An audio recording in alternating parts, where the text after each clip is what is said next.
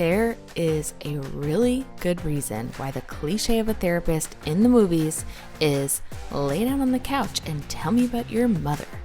I don't want to say that all of our problems are our parents' fault because high school.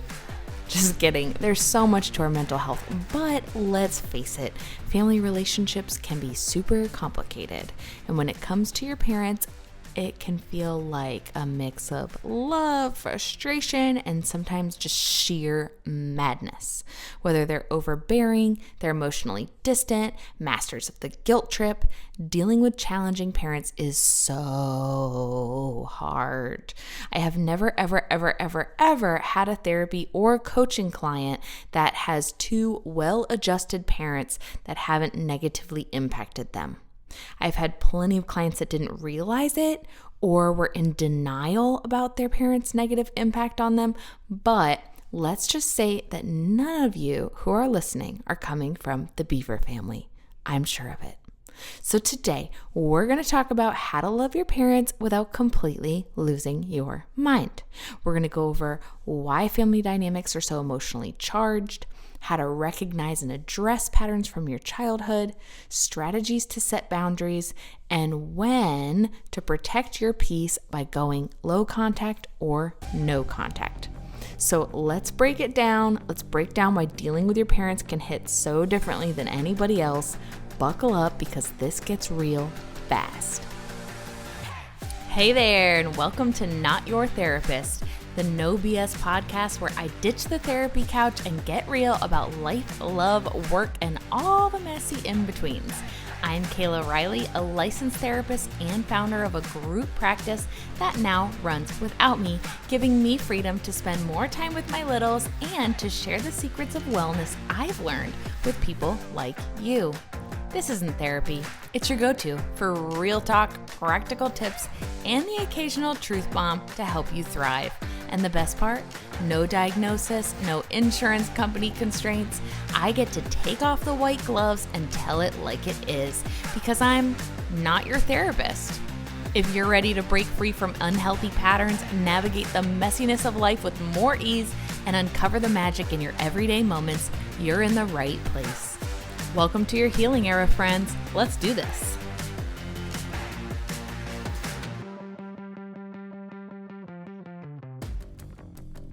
Parents are our first role models, caregivers, and emotional mirrors.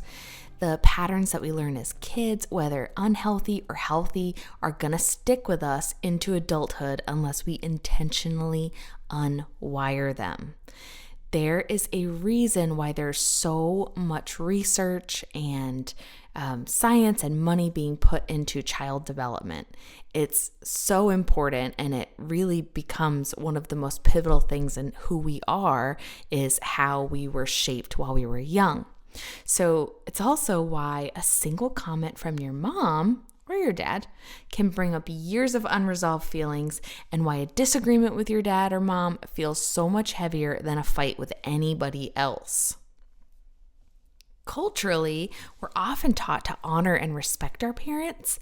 Particularly in the United States, there's a strong emphasis on individualism, yet the expectation to prioritize family loyalty often conflicts with personal boundaries. In contrast, other cultures such as Asian and Latin American societies deeply value familial independence, where honoring parents is central to cultural identity and obligations often take precedence over personal needs. So while respect is important, these cultural expectations can create guilt when we set boundaries and prioritize our own mental health and our own social relationships. So understanding the cultural lens you're operating within can also help you approach these dynamics with more clarity and definitely more compassion. Our brains are wired for attachment, especially with our parents. So these bonds are essential for survival as kids, but they can become emotionally very complicated as we grow up and we no longer are requiring our parents for survival. Your amygdala, part of the brain that processes fear and emotion, can light up like a freaking Christmas tree when you feel criticized or rejected by your parents, even if you're in your 30s or 40s. I know that when somebody says something to me about whatever, it's not going to hurt my feelings. But if my parents say something to me about insert subject matter here, it's going to hit really different. I recently called my dad out for being invalidating. It's just his pattern of communication. So like every time I would share something I was going through or share my feelings, he would minimize, like, well, you just have to get over that, or that's just the way it is, or that's really not that big of a deal. I have rarely tried to correct my dad because when I have in the past, it does not go well. But anyways, I had just had enough this particular day. I think I was angry. And I said to him, you are so invalidating. I listen to you, I support you, and all you do is invalidate me. And he got super quiet and he said, I don't even know what the hell that means, honestly. So I giggle because our generation is becoming more and more aware of what validation is and what triggers are and what effective interpersonal skills are. And I think a lot of times we forget that the older generation, like our parents and our grandparents, just have never had exposure to those kinds of ideas. So I probably should have been a little bit more gentle, but I tried ever so gently when he responded that way to explain what validating is. Like, I have to be allowed to have my feelings, and maybe you could just say things like, that makes sense, or, oh, you sound frustrated, or sorry that's happening to you, or whatever. And ever since, he's definitely not going to write a book on emotional and social intelligence, but he has been trying. He really has been trying, and I really appreciate that. Okay, take a minute to think about your childhood. What role did you play in your family? Were you the peacemaker? Were you the overachiever? Were you the rebel or the clown? These roles often shape how we interact with our parents as adults. So, for example, if you're always the responsible one, you might feel pressure to keep that role even when it's no longer healthy. Parents who leverage and guilt trip their children often create an environment where love and approval feel very conditional. So these parents might use phrases like, after all I've done for you, or you'll regret this when I'm gone. And they're doing that to manipulate their children into compliance. When I say words like they're manipulating their children, this is not a conscious thing. This is a lot of times built into their personality because it's how they learned to interact with others. So when I see, somebody in my family manipulating, I know that they're not sitting there with a master plan like Dr. Evil, thinking like, I'm going to manipulate this person into answering all my phone calls and supporting me emotionally. No. It's very unconscious. It's just how they know how to interact with other people. Anyways, let's get back to it. So over time, this guilt can lead to feelings of like obligation, resentment, and a deep sense of guilt for these adult children. So as these children grow into adults, they might struggle with like asserting themselves or making independent decisions without the shadow of guilt looming over them for not doing something that's going to make someone else happy. This pattern can result in these people-pleasing behaviors that are so ingrained that it becomes really difficult for them to set boundaries, and they'll have a tendency to prioritize other people's needs rather than their own, usually at the expense of their mental health. So if you are someone who does for others and you're a chronic people pleaser, you might want to just kind of meditate on what it was like being raised by your parents. Did they frequently guilt trip you into doing what they wanted? Children with critical parents, on the other hand, often internalize negative messages, leading to persistent fear of failure or a belief that they're never good enough. This can foster perfectionism, anxiety, low self-esteem as they grow up, constantly seeking validation or external validation and avoiding criticism. So adults who grow up with overly critical parents may struggle with self-doubt. They might become their own harshest critics. They might also avoid taking risks for fear of failure or rejection, or they might even overcompensate by becoming really high achievers, seeking approval in the workforce and different arenas of their life. So for these folks, learning to silence that internalized critical voice that developed from having a critical parent can be a major step towards healing. Then there's super passive parents. So these parents who are wicked passive leave children feeling very uncertain, very unsupported. These parents might avoid conflict, fail to enforce boundaries, hesitate to provide guidance or discipline. So while this passivity can create an illusion of freedom for lots of kids, it often leaves them without structure or emotional validation that they really need. Children really do need firm structure. As adults, these children of passive parents might struggle with decision-making, they might fear confrontation, and they might have difficulty asserting themselves. So they may overcompensate by becoming overly controlling in their relationships or internalize the belief that their needs don't matter. Then you've got self-absorbed parents. Self-absorbed parents can profoundly impact their children by creating an environment where their needs and their emotions, and I'm talking about the kids, are overlooked and dismissed. So the parents are going to dominate conversations. They redirect attention to their own experiences, like the one-uppers, or they might even trivialize their kids' feelings with, "You're so sensitive," or "You're going to get over this."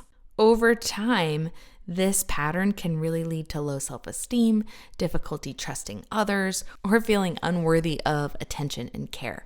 As adults, children of these self-absorbed parents might struggle with setting boundaries, asserting themselves, or prioritizing their own needs. Whoa, this is becoming a theme, isn't it? Often feeling like they need to shrink themselves in order to avoid conflict or rejection. I will say too that children of self-absorbed parents tend to make decisions for other people, so they become smaller and smaller and smaller, particularly in marriage. So here's a self-reflection exercise for you. If you ask yourself, what are specific things that my parents do or say that trigger an emotional response? Write those down.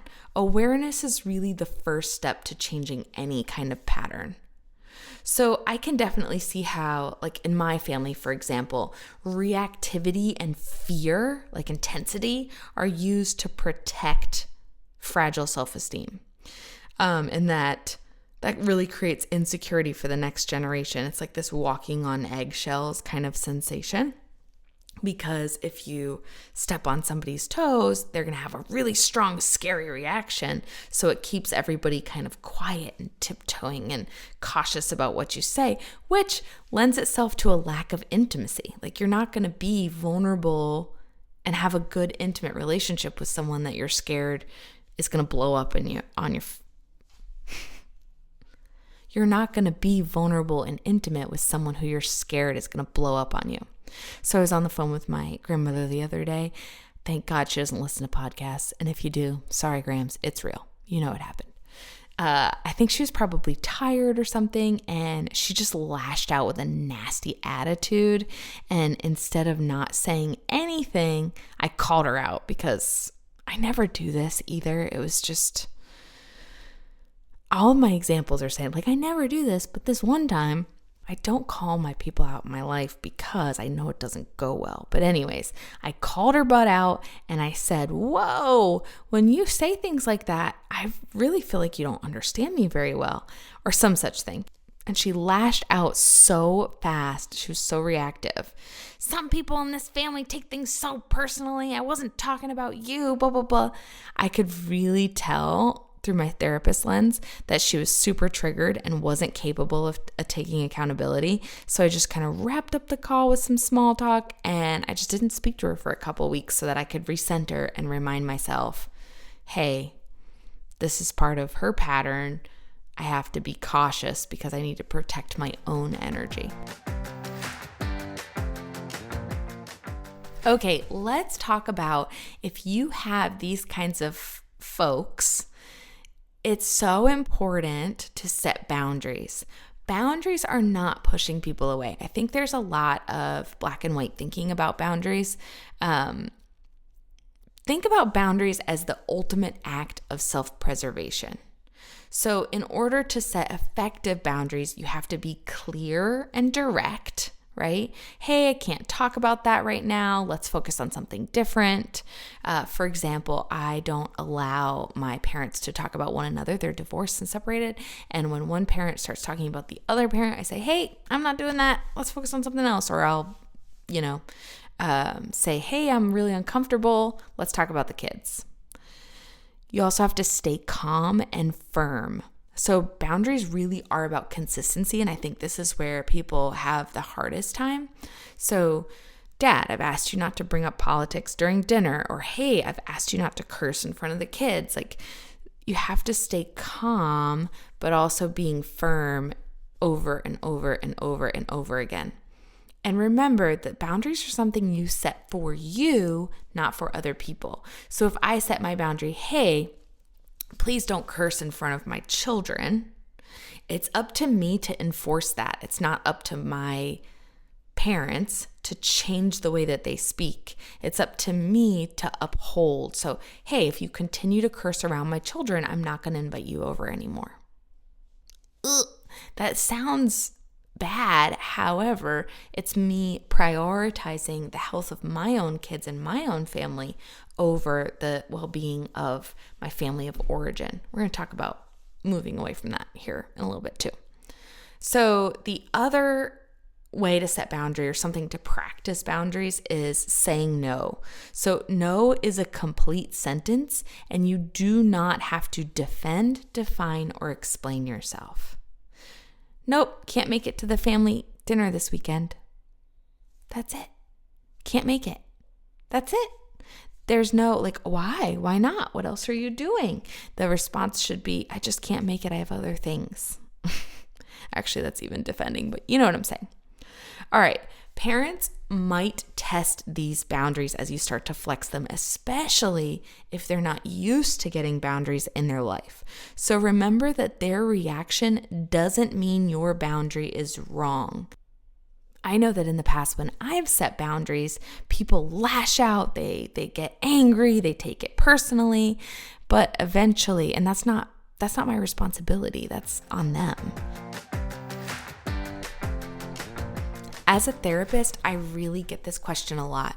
When do I cut my parents off and don't talk to them anymore? Sometimes maintaining a healthy relationship means reducing that contact. So low contact might mean fewer visits, shorter phone calls.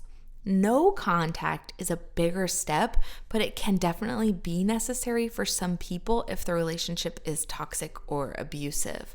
Oftentimes, what I suggest people do is not make any decisions set in stone, but to start kind of pulling back slowly and making some rules for themselves and not having to defend or define or announce them. A lot of people like to announce it, like, I'm going to call my mom and tell her that I'm only talking to her on Sundays. Or instead of doing that, you could just only call her on Sundays. Imagine that. And it creates less friction when there's no confrontation.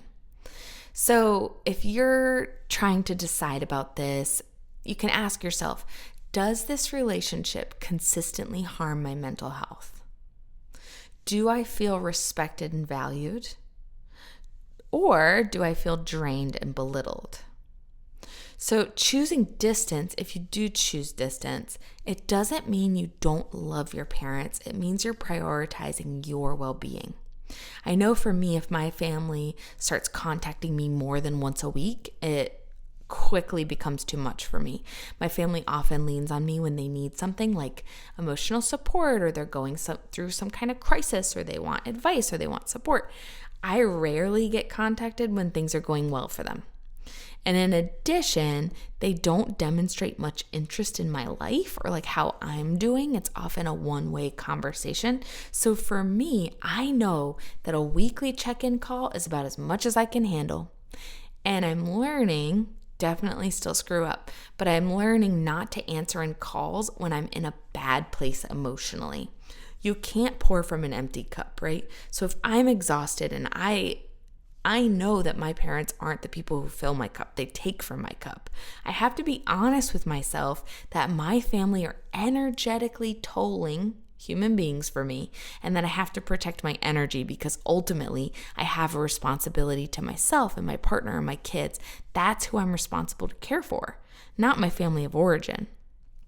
I see a lot of couples in our counseling practice that really struggle with this because often families of origin take and take and take from one of the partners, and then that partner is too exhausted or spent to give anything to their spouse. So it leads to this resentment, and usually, the spouse has a point. You have to cut the umbilical cord at some point from your family of origin. It doesn't mean cutting them out. It means having a more detached relationship that serves you so that you can save the best of yourself for the primary family, aka the one you've chosen for yourself. So a nice recap, family dynamics are really challenging, but awareness, boundaries, and some self-compassion can really make a humongous difference. Remember that you can't change your parents. No matter what you say or what you do or what boundaries you set, you cannot control their behaviors. However, you can change how you respond to them. Loving them does not mean losing yourself. So take some time to reflect on your family patterns and consider where a boundary might help you feel a little bit more balanced. If you're ready to take this to the next level, hop on over to KaylaRiley.com, get access to my free audio training, Get Unstuck, 3 Strategies to Overcome Unhealthy Patterns. In this training, I really take a deeper dive into examining and overcoming transgenerational patterns. And if you're ready to lean into your healing era, this training is for you, my friend. I'll see you next time. And that's a wrap. Thanks for hanging out with me on Not Your Therapist. If you're ready to break free from unhealthy patterns, head over to KaylaRiley.com and grab the free Get Unstuck audio training. When you sign up, you're going to become an NYT insider with access to exclusive freebies, behind-the-scenes content, and my most badass gems reserved just for you. And hey, if you're loving the show, the best way to support me is by subscribing, leaving a review, and sharing it with a friend. Together, we can help more people manage life's mess, magic, and everything in between. Remember that success is only measured by how profoundly you experience your life, so don't settle for anything less than epic. I'll see you next time.